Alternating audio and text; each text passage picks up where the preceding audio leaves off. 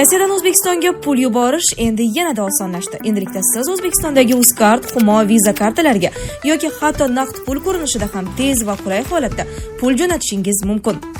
Hoziroq Play Marketdan yuklab oling va 400 rubl bonusga ega bo'ling. Agarda sizda qandaydir muammo bo'lsa, 24/7 qo'llab-quvvatlash xizmati mavjud. Anjir Pay xalq tanlagan mobil ilova.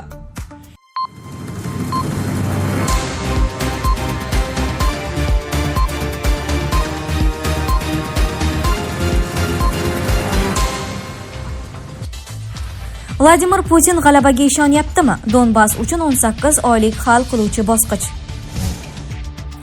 AQSh armiyasi Eronga hujumga tayyor. Tramp buyrug'ini kutmoqda. Rossiya sanksiyalarni bekor qilish evaziga AQShga katta kelishuv taklif qildi.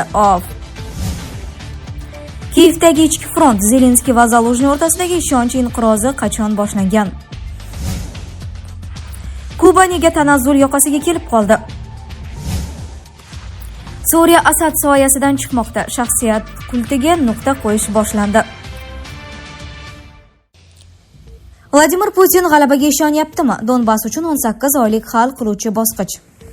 New York Times gazetasining yozishicha, G'arb razvedka ma'lumotlariga ko'ra, Vladimir Putin Ukraina bilan urushda g'alaba qozonayotganiga ishonmoqda.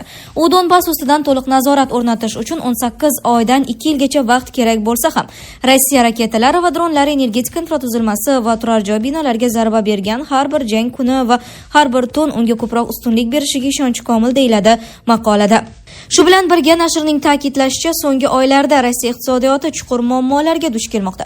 Donald Tramp esa urush tugagan taqdirda Kremlga Rossiyaga katta sarmoya kiritishni taklif qilmoqda.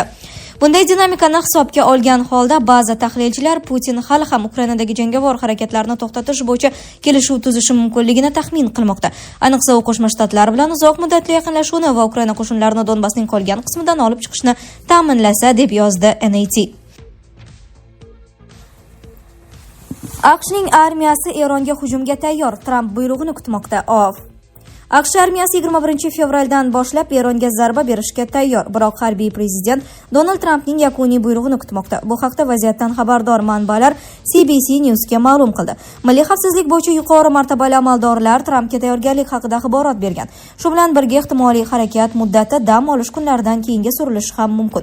Tramp zarba berish yoki bermaslik borasida hali yakuniy qaror qabul qilmagan. Nozik milliy xavfsizlik masalasi muhokama qilinayotgani sababli ma'lumotni anonim amaldorlar tasdiqlagan. Oq uy vaziyat keskinlashishi, uning ehtimoliy siyosiy va harbiy oqibatlarini baholamoqda. Pentagon keyingi 3 kun davomida ayrim xodimlarni vaqtincha Yaqin Sharqdan Yevropaga yoki AQShga ko'chirishni rejalashtirgan. Manbalardan birining ta'kidlashicha, ehtimoliy harbiy harakat oldidan texnika va shaxsiy tarkibni qayta joylashtirish Pentagon uchun odatiy amaliyot bo'lib, bu har doim ham hujum yaqinlashganini anglatmaydi.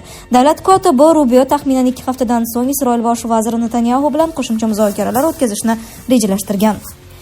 Oq uy matbuot kotibi Carolyn Levitt 18 fevral kungi brifingda Eronga qarshi zarba berish uchun ko'plab sabab va dalillar keltirishi mumkinligini aytdi.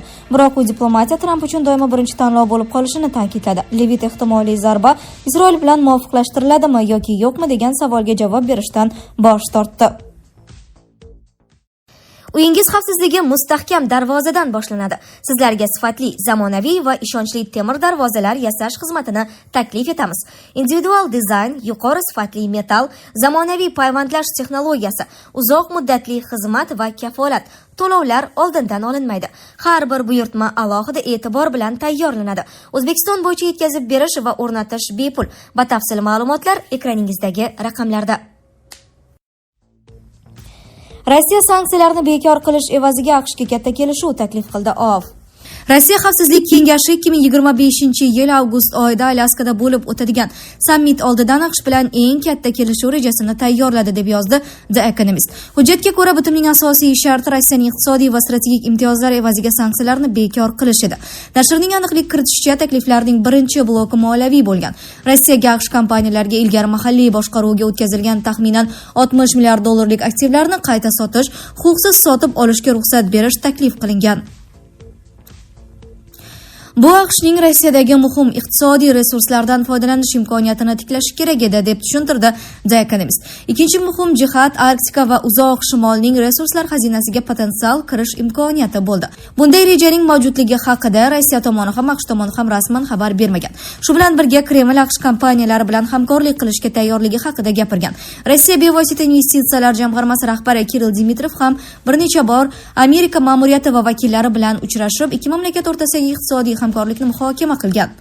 So'nggi oylarda urushni to'xtatish bo'yicha rasmiy muzokaralardan tashqari Oq uy va Kreml vakillari o'rtasida iqtisodiy kelishuvlar bo'yicha parallel muhokamalar bo'lib o'tdi. The Economist ma'lumotlariga ko'ra, go'yoki Moskvaga AQSh bilan umumiy qiymati 12 trillion dollargacha bo'lgan iqtisodiy bitimlar tuzish taklif etilgan. Ushbu takliflar Amerika kompaniyalarining keng ko'lamli loyihalarda ishtirok etishini o'z ichiga oladi. Masalan, resurslarni o'zlashtirish, Bering bo'g'ozi ostidagi tunnel kabi infratuzilma loyihalari yoki ma'lumotlar markazlarini yaratish, shuningdek tark etgan g'arb kompaniyalarining aktivlarini qaytarish. Bunday kelishuvlar evaziga Rossiyaga qarshi sanksiyalar bekor etilishi yoki yumshatilishi mumkinligi muhokama qilinishi kerak edi. Ya'ni Kreml amerikalik investorlar bilan iqtisodiy foyda keltiradigan asr kelishuvini tuzishi mumkin edi. The Economist nashri 12 trillion dollar miqdorining realligini shubha ostiga qo'yadi. Butun Rossiya iqtisodiyotining yillik yalpi ichki mahsulotidan taxminan 6 baravar ko'p va bunday mablag'larni real investitsiyalar yoki AQSh uchun foyda ko'rinishida olish mubolag'aga o'xshaydi. Kiyevdagi ichki front, Zelenskiy va Zaluzhniy o'rtasidagi ishonch inqirozi qachon boshlangan? Zaluzhniy so'zlariga ko'ra, o'zi va Zelenskiy o'rtasidagi birinchi tortishuvlar Rossiyaning Ukraina bilan katta urushni boshlaganidan keyin deyarli darhol paydo bo'lgan.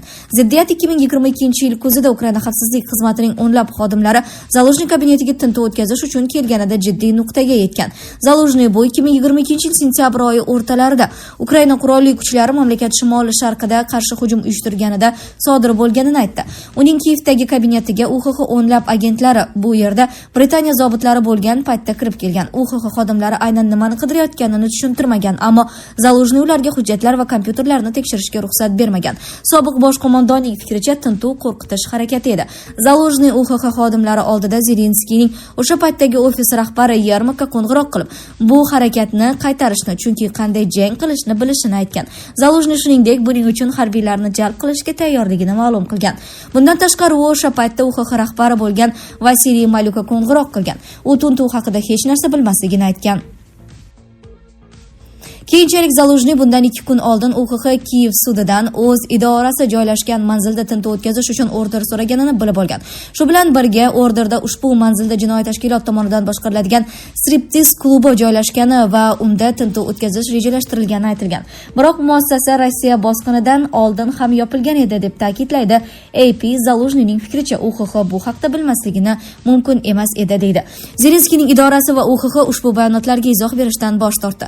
AP nashriga bergan intervyusida Zaluzhniy shuningdek NATO hamkorlari bilan birgalikda 2023-yil yozida ishlab chiqilgan qarshi hujum rejasi Zelenskiy va boshqa amaldorlar zarur resurslarni ajratmagani uchun muvaffaqiyatsizlikka uchraganini aytdi. Sobiq bosh qo'mondon so'zlariga ko'ra, dastlabki reja Zaporojye oblastini ozod qilish uchun yetarli kuchlarni yagona mushtda to'plash, keyin esa Azov dengiziga chiqish edi. Bu Rossiya tomonidan anneksiya qilingan Qrimning ta'minot yo'lini kesib qo'yish imkonini berardi. Zaluzhniy fikriga ko'ra, buning uchun keng ko'lamli konsentratsiyalashgan kuchlarni to'plash va taktik kutilmagan harakatlar kerak edi. Buning o'rniga Zaluzhniyning so'zlariga ko'ra, kuchlar keng hudud bo'ylab tarqalib ketgan. Bu esa ularning hujum kuchini zaiflashtirgan. 2023-yil dekabr oyida Zelenskiy Ukraina qarshi hujum natijasida kerakli natijalarga erisha olmaganini aytgan edi.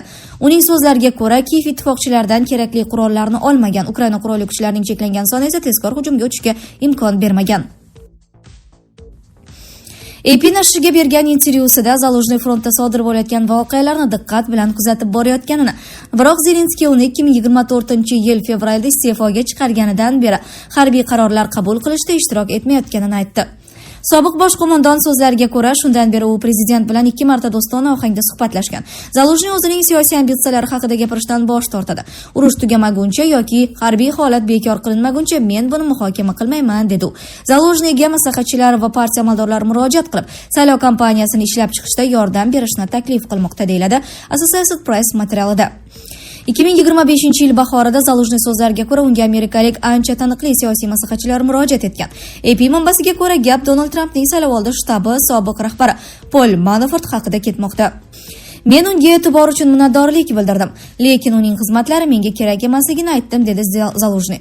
Zaluzhniy bir necha bor Ukrainada prezidentlik saylovlari o'tkazilgan taqdirda Zelenskiyning asosiy raqibi deb atalgan. 2026-yil yanvar boshida natijalar e'lon qilingan so'rovga ko'ra respondentlarning 23% Zaluzhniyga, 20% esa Zelenskiyga ovoz berishga tayyor. Kuba nega tanazzul yoqasiga kelib qoldi? 2015-yilda o'sha paytdagi AQSh prezidenti Obama diplomatik aloqalarni tiklagach, Kubaga amerikalik sayyohlar oqimi kuchaygan, bu esa mahalliy biznesga jon bag'ishlagan. Gavanadagi klassik avtomobil haydovchisi Mandy Pruna o'sha davrni turizmning oltin davri deb eslaydi. Uning 1957-yilgi Chevrolet'i xorijlik mehmonlar orasida taniqli bo'lgan. Hatto mashhurlar ham xizmatidan foydalangan. Biroq hozir vaziyat keskin o'zgargan. Bu haqda CNN yozadi. Donald Tramp ma'muriyati bosimi ostida Venesueladan keladigan neft oqimi to'xtagan. Meksikaga ham boj tahdidlari qo'llangan. Oqibatda orolda yoqilg'i tanqisligi kuchaygan. AQSh tomoni Gavana iqtisodiy va siyosiy islohotlarga majbur bo'lishi kerakligini aytmoqda. Davlat kotibi Marko Rubio esa Kuba rahbariyati bilan faqat hokimiyatni topshirish masalasini muhokama qilishini bildirgan. Yoqilg'i va sayyohlarning bir paytda yo'qolishi iqtisodiyotga og'ir zarba bergan. Maktablar vaqtincha yopilgan, xodimlar majburiy ta'tilga chiqarilgan, mehmonxonalar va ayrim xalqaro reyslar bekor qilingan. Yillik sigara festivali ham bu safar o'tkazilmagan. Tog' kompaniyalari ishlab chiqarishni to'xtatgani, shifoxonalarda xizmatlar qisqargani, chiqindilar o'z vaqtida olib ketilmayotgani, kechalari Gavana ko'chalari qorong'ulikka cho'mayotgani aytilmoqda. Oziq-ovqat ta'minoti ham xavf ostida. Kuba iste'mol qiladigan mahsulotlarning katta qismini import qiladi. Biroq elektr uzilishlari va yoqilg'i yetishmasligi sabab saqlash va tashish qiyinlashgan. Ayrim siyosatchilar AQShdan pul o'tkazmalari va turizmni to'liq to'xtatishga chaqirmoqda.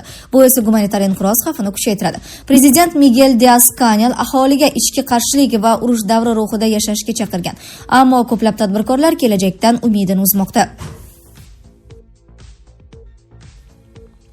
Suriya Asad soyasidan chiqmoqda. Shaxsiyat kultiga nuqta qo'yish boshlandi. Damashq 2024-yil 8-dekabrda muxolifat qo'liga o'tgach, Suriyada yarim asr davom etgan Asadlar sulolasi davriga chek qo'yildi. Endi esa mamlakat yana bir murakkab jarayonni boshdan kechirmoqda. Shaxsiyat kultini yo'q qilish. Bu haqda Euronews xabar berdi. Ko'chalar, maktablar, aeroportlar, shifoxonalar yillar davomida deyarli barcha jamoat obyektlari Bashar Asad va uning o'g'li Bashor nomi bilan atalgan edi. Pullarda ham ularning surati aks ettiradi. Lokatsiyadagi Basil al-Asad xalqaro aeroporti esa rejim qulaganidan so'ng geografik nomi bilan qayta atala boshlangan. Butun mamlakat bo'ylab Asadlar nomi yozilgan lavhalar olib tashlanmoqda. Muvaqqat prezident Ahmad Ashshara hukumati faqat ramzlarni emas, balki ularni qonuniylashtirgan tizimni ham qayta ko'rib chiqishga majbur. 2011-yilgi mahalliy boshqaruv to'g'risidagi qonun ijroiya kengashlariga ko'cha va inshootlarga nom berish vakolatini deyarli nazoratsiz bergan edi. Huquqshunoslar fikricha bu ixtiyoriy vakolat amalda sodiqlik instrumentiga aylangan. Psixologlar esa muammo faqat lavhalarda emas, odamlar ongida ekanini ta'kidlamoqda. Yillar davomida rahbarni muqaddaslashtirish va tanqidni jinoyat deb ko'rsatish jamiyatda tanqidiy fikrlashni susaytirgan. Qo'rquv va kollektiv identitetlik ehtiyoji shaxsni yo'q qilib, uni tizimga sindirgan. Ekspertlar ramziy adolatli mexanizmga o'tishni taklif qilmoqda. So'nggi 50 yilda berilgan barcha nomlarni qayta ko'rib chiqish, Milliy ramzlar qo'mitasini tuzish, davlat mablag'laridan shaxslarni ulug'lash maqsadida foydalanishni konstitutsiyaviy tarzda taqiqlash. Sizlarga yetkazmoqchi bo'lganlarimiz shulardan iborat edi. Dunyo yangiliklaridan uzoqlashmang.